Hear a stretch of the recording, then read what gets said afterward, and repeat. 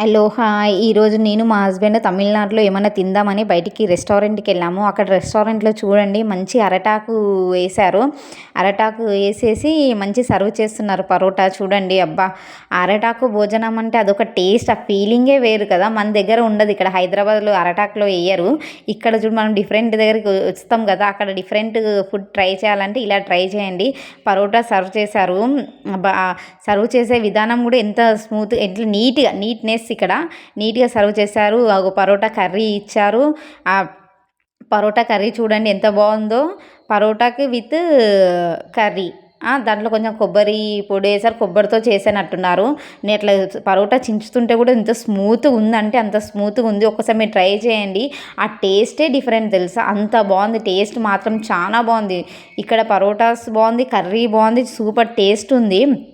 అది అరటాకులో మనం ఇడ్లీ, దోశ, బిర్యానీ తినాలన్నా ఇక్కడ అరటాకు భోజనమే.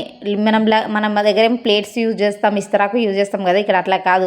ఓన్లీ అరటాకులోనే తినాలి. ఇడ్లీ, దోశ, బిర్యానీ ఏ తిన్నా కూడా అరటాకులోనే తినాలి. వాళ్ళు మంచిగా సర్వ్ చేస్తారు. మళ్ళీ లాస్ట్కి మన అరటాకు మనమే ఎత్తేయాలి, వాళ్ళు ఎత్తేయరు. Thank you.